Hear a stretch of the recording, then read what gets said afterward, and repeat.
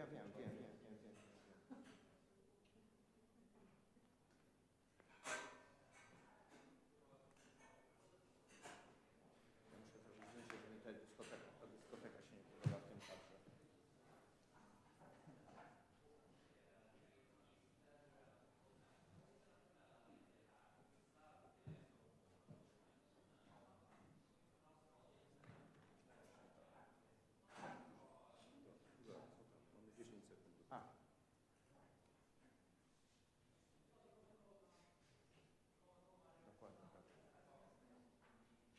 To już jest ostatnia studiantka, pokażę co mi się nie podobało w prawie.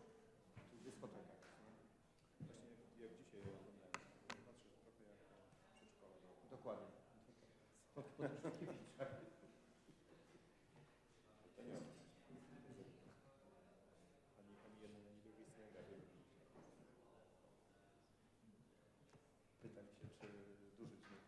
troszeczkę mniej niż na tych. Są w ogóle miejsca. Tak, to wiem, że w tej porze nie było. No, full.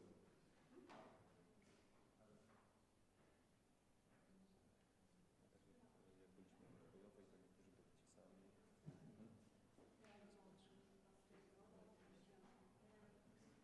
Ale tam mówił Piotr, że tam to normalnie Otwock, jak w Otwocku.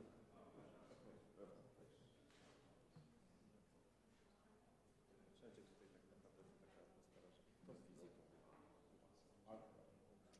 Nie no, tutaj. znaczy tu jeszcze jest okej, to jest chyba najlepiej. To pierwsza to słowina i Płońsk. a jeszcze literatura. Literatura chyba w ogóle ratusza. Tam, gdzie jest siedziba. Fundacja. Nie fundacja, tylko tam, gdzie jest szwedzka akademia. Jest. No tak, ale też było znaczy tam też była szwedzka. Pewnie ma kilka budynków. Okej. Ale to nie w tym kampusie tutaj. A, okej.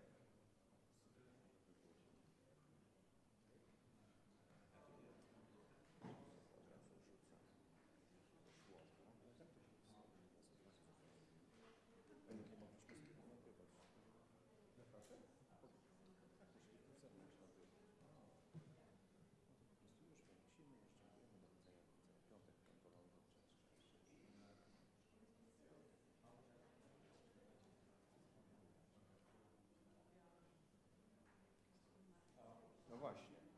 Leonid Kurwicz. Nie Kurwicz, tylko Kantorowicz. Kantorowicz, a nie Kurwicz. Tak wpisali? Nie. Kantorowicz.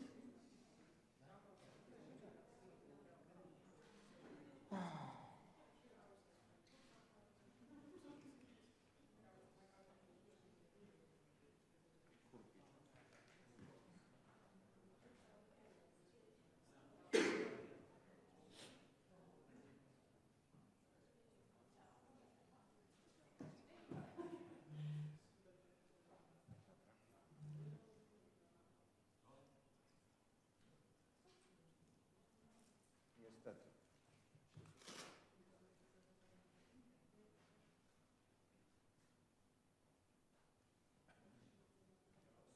Z matematyki na astrologię.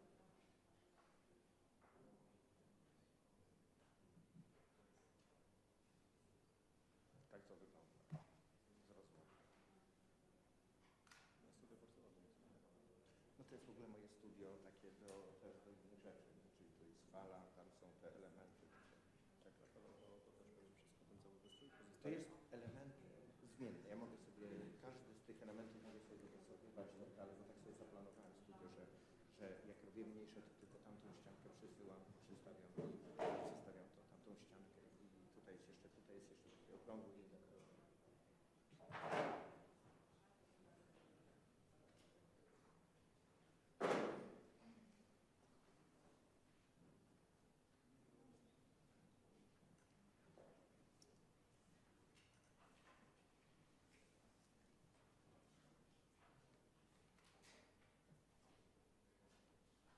Tutaj jest taka, mniej więcej tak to wygląda.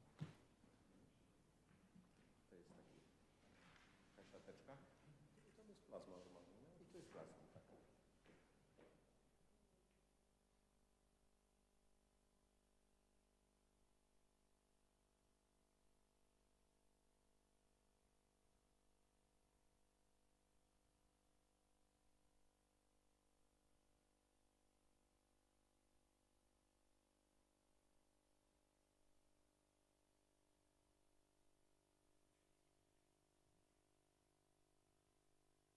Välkomna till Kungliga Vetenskapsakademin och den här presskonferensen då vi ska presentera Sveriges riksbanks pris i ekonomisk vetenskap till Alfred Nobels minne för 2022. Welcome to the Royal Swedish Academy of Sciences and this press conference when we will announce this year's Sveriges riksbanks prize in economic sciences in memory of Alfred Nobel for 2022. We will keep to our tradition and begin the presentation in Swedish, and then we will take it in English. And you are, of course, welcome to ask questions in either of these languages afterwards. Jag heter Hans Ellegren och är ständig sekreterare här vid Kungliga Vetenskapsakademin. Till höger om mig sitter professor Tore Ellingsen. Han är ordförande i kommittén för Sveriges riksbankspris i ekonomisk vetenskap till Alfred Nobels minne. Och till vänster, professor John Hassler, ledamot i priskommittén och sakkunnig i ämnet. My name is Hans Ellegren. I'm Secretary General of the Royal Swedish Academy of Sciences. And to my right is Professor Tore Ellingsen. He's chair of the committee for the Sveriges Riksbanks Prize in Economic Sciences in memory of Alfred Nobel. And to my left, Professor John Hassler, member of the committee and expert in this field. Årets pris handlar om banker. This year's prize is about banks. Kungliga Vetenskapsakademin har idag beslutat att utdela Sveriges riksbankspris i ekonomisk vetenskap till Alfred Nobels minne för 2022 i lika delar till professor Ben Bernanke, The Brookings Institution, Washington DC, USA, till professor Douglas Diamond, University of Chicago, Chicago, USA, och till professor Philip Dybvig, Washington University in St. Louis, USA. Det tilldelas priset för forskning om banker och finanskriser. The Royal Swedish Academy of Sciences has today decided to award Sveriges Riksbanks Prize in Economic Sciences in memory of Alfred Nobel for 2022 to Ben Bernanke, the Brookings Institution, Washington, D.C., USA, Douglas Diamond, Washington University in University of Chicago, in USA, and Philip Dybvig at Washington University in St. Louis, USA. They obtained the prize for research on banks and financial crises. Professor Tore Ellingsen will now give us a short summary of the field. Please. We didn't know it at the time, but 15 years ago, much of the world stood at the brink of a devastating economic crisis. Most of us were unprepared for it. However, a few academic economists were both prepared and worried. They had studied the theory of bank runs. They believed the evidence in its favor, and they suspected that the possibility of runs was yet again becoming relevant. As events unfolded in 2008, 9, and 10, new evidence piled up in favor of the theory. In a nutshell, the theory says that banks can be tremendously useful, but they are only guaranteed to be stable if they are properly regulated. I now leave the word to Professor Hassler, who will give a more detailed presentation of this year's prize. Please, John. Thank you. So banks. Banks are for basically all of us a part of daily life.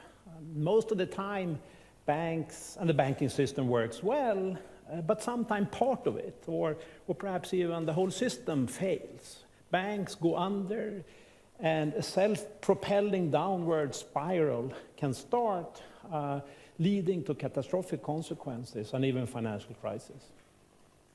So financial crises are dramatic events. People run to the banks, bank runs appear.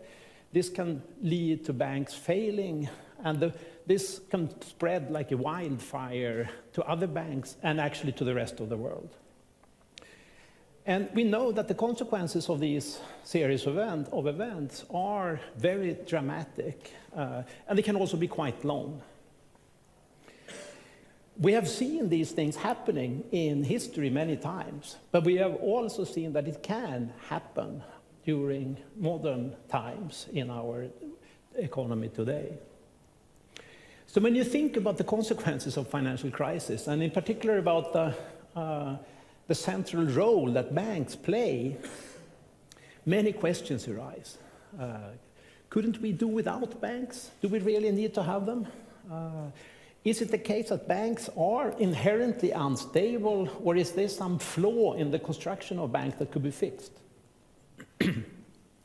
When banks fail, couldn't new banks quickly arise, taking over the old customers so that the economy could start to be operative quickly again?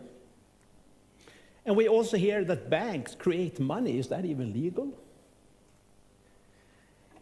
And when we think about the consequences of bank runs and bank failures, wouldn't it be possible to change the system, to introduce measures that make the system more stable so that we don't see these dramatic events? Modern banking theory addresses and answers all these questions, and it rests on 3 fundamental contributions by the laureates this year. So let me now start to talk a little bit about the actual contribution that we recognize today. So Ben Bernanke, in a paper from 1983, showed with statistical analysis and historical sources that bank runs led to bank failures. And this was the mechanism that turned a relatively ordinary recession into the Depression in the 30s, the world's most dramatic and severe crisis that we have seen in modern history. So he showed that banks need to be there. They need to be up and running for the economy to work. And if they don't, then the economy works worse, much worse. During the Depression, the income and production plummeted. The unemployment skyrocketed, and as we know, the whole thing spread to the rest of the world. At the time when Bernanke published this, this was a break with the current views. Of course, people had seen that banks failed, but it was more thought as a consequence of the crisis rather than a cause of the crisis. But now, the views of Bernanke have become the conventional wisdom and has received lots of solid empirical report during later times.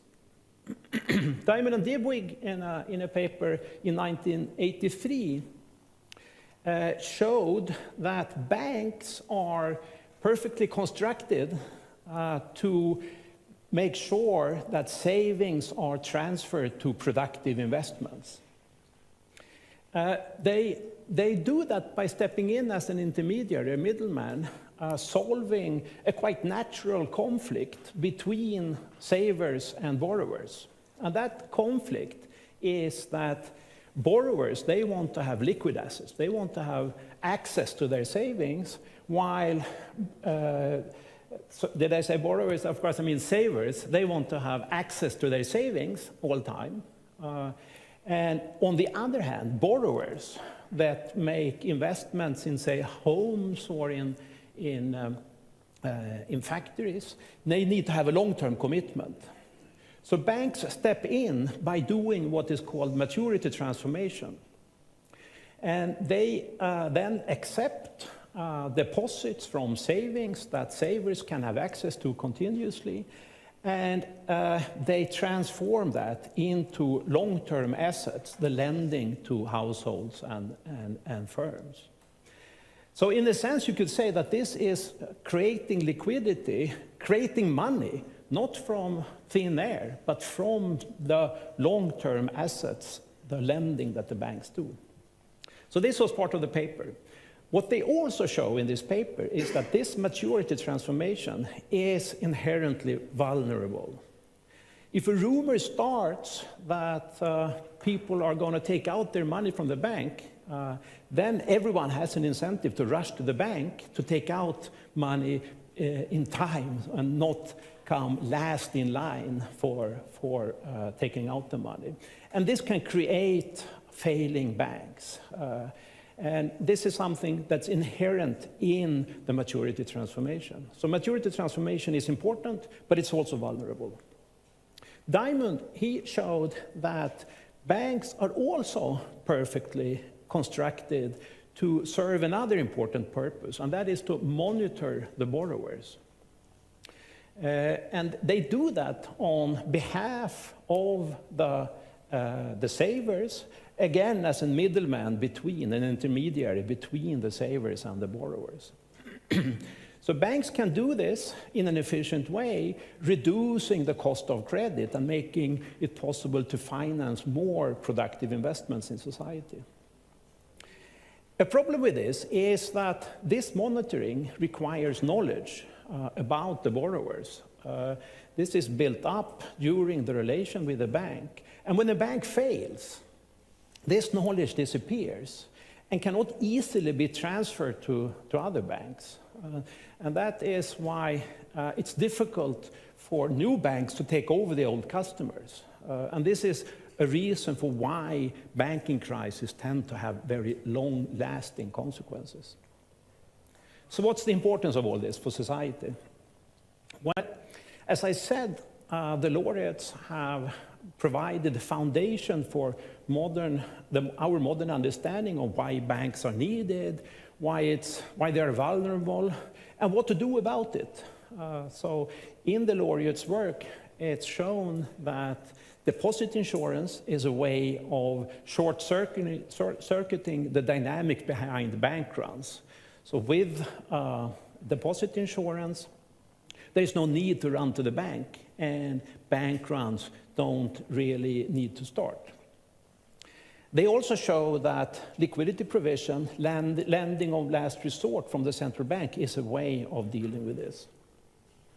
So the ideas that we today recognize have proven to be invaluable also in modern times. During, for example, the financial crisis, when the laureates' work turned out to be important to understand what was the cause of the crisis. And during that time, by the way, also one of the laureates, Ben Bernanke, was the head of the US Central Bank, the Federal Reserve. So the measures that were undertaken rests on the ideas that we recognize today. And we can also note that even though the financial crisis had large consequences, neither that nor the COVID pandemic led to